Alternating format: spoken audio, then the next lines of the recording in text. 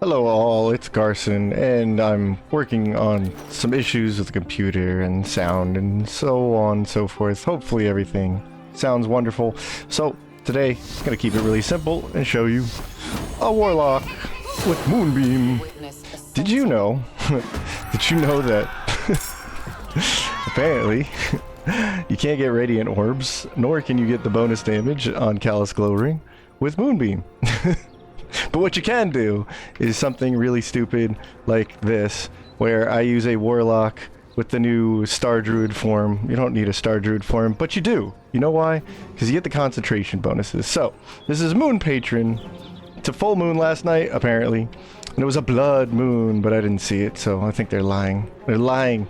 But yeah, I'm fixing some sound and computer issues, so thank you all for the love. I love streaming. It's as simple as that, and I feel bad for canceling the stream, but then I have to make decisions, so taking a break for a moment. Tomorrow I won't be streaming Saturday, but I'll be back at it Sunday, so I really appreciate you all. Thank you for understanding, and if you don't understand, kill me later. It's fine. But I'll be back to streaming because I just enjoy it, right? But for now, Wisdom Warlock. Why? I don't know. I just want to run this, and I have ideas for Star Druid. Maybe you like this idea too. I like it. I keep wanting to run a Wisdom Warlock. It's just Garsonitis stuff. I'm finally getting around to coming up with the multi-classes that I want to do on the first run for stream. After run number 3, we'll be done with all the new subclasses, and I've rated them, and I've seen them, and what I might be doing with them, or if you have ideas, I'm down for suggestions. So here's one silly idea. So caster warlocks, they always have upcasted spell slots, right? So if we upcast Moonbeam to level 5, it actually does a serious 5d10 kind of damage. Look at that. Look at that. 5d10.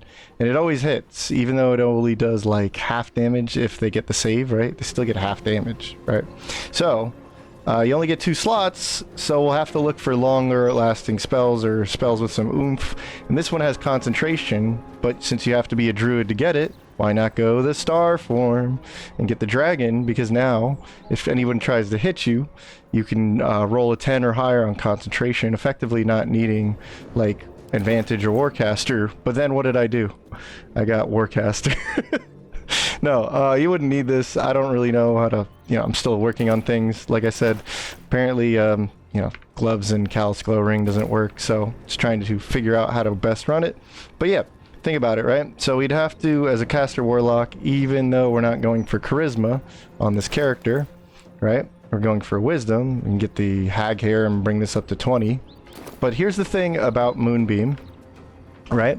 At level 5, which is like your ultimate form here, this is the highest you can get with 2 slots on a warlock with this combo. Since you'll need to take 3 levels in druid anyway, you'll take Star Druid for the concentration form, and you even get this bonus attack, right? So that's pretty cool. But it's 5d10 at level 5, because it'll automatically upcast with our warlock spell slots. Holy moly, that's a lot of damage. It's 10 turns, so just using that, you can use that in a lot of fights since these come back on short rest. You could think of if we never lose our concentration, we can just keep casting this thing, right? And it's deceptively deadly because, well, we can keep casting it as long as we have an action. This does operate off of wisdom even if you multi-class, so that's good. And you just see, like, dang. Now this guy's already dead, he just doesn't know it. Watch out. If we start his turn, he also gets burned on the beginning of his turn. So it effectively attacks twice. Especially if we're going for full damage, it's pretty crazy. He's constantly getting hit for like 30 damage on not just the cast, but then when it's the start of his turn, he's standing in it. That's pretty deadly. And it's not just hitting one person, it's hitting a lot. So it's literally like, I don't know. Your patron is just shining a magnifying glass on somebody. So that's fun. That's a fun play style, right? So yeah, it hits twice because of course we can recast it, saving the slot. Right? It's still going to be upcasted to 5d10. So we landed on somebody. Boom. So even though we got the save, that's fine. We still always do damage with it. And if you had like a strength guy, you could throw people in there. I'm thinking a tiger barbarian maybe, because the constitution saving throw would have disadvantage. Since this is a con save, you can give him bleed, disadvantage, or reverb, all that stuff. And then you can hit multiple people with Tiger and then just drop a magnifying glass on them. So even though it only does half on save, it's still some damage. And it hits twice because at the start of his turn, he'll take damage. Wisdom spell save and con saving throw, like I said. So those are the things we'll have to target. And did you know, like I said, Moonbeam does not benefit from reverb, Radiant Orbs, Radiant Ring. So I guess we'll just build for armor class and spell save DC, which is kind of nice. Okay. There's some other cool ideas here, like maybe using plant growth since you don't have to concentrate it. You can just throw people on the plant growth and just, you know, nuke them with Moonbeam, treat them like ants, just throw them into the wilderness. Also testing stuff with like maybe Blink, and at least you do get like long strider utility and guidance and all that stuff. So that's cool. Feels thematic. Maybe Salune patron or something like that. So why not sorcerer? Well, shut up. I have a sorcerer version of this, just testing it. Again, gear doesn't really seem to matter.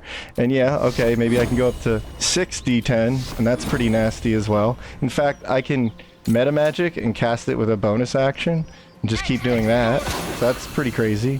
Maybe I'll do it that way, but I'm obsessed with Warlock, so you know, with an action and quicken magic bonus action, you can cast this twice. If you speed potion, that's 3 times in one turn, just dropping this magnifying glass on people. It's kind of crazy.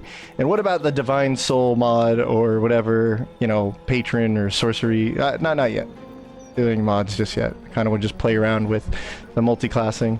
So maybe the story, at least for the Warlock, is like you go 1 level of Warlock, and that's like, you know, your patron is reaching out to you, like Aelin, who just doesn't shut up. Just when she likes you, she won't leave you alone. So you get a message from the moon one day. You're told to go study the stars. You know, 3 levels of druid. Once you come out of that, you now have your star form. Good enough, right? And now you've unlocked the star forms, plus the, you know, you get guidance out of that. That's a good cantrip, right? And then you also get some free guiding bolts, so it's not like we're just casting this. If you really want to, you can go into the starry form of the archer, right? You can have a bonus attack of, like, you know, spell attack that way. And then once you're done with this, your patron tells you to get your butt back over to Warlock. We got work to do. You're serving under me directly, and Aelin, or whoever it is, just won't shut the hell up, and now you're stuck with them. So that's what I'm thinking of.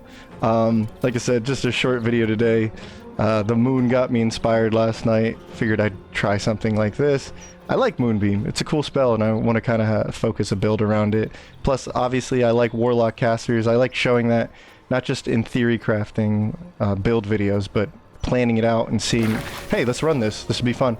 And people always ask me, well, how do you know? How do you know Warlock spellcasters? They're not good. I'm like, well, you got to try some cool stuff with them. Trust me. So I don't think there'd be anything quite like this. And then there's a cool little theme behind it and whatnot. But anyway, that'll be it for today, and then I'll have a little bit more of a dedicated video tomorrow. I appreciate you guys working out stuff with the computer and all, so thanks for your patience. But I appreciate you, and I'll see you in the next stream on Sunday. Bye!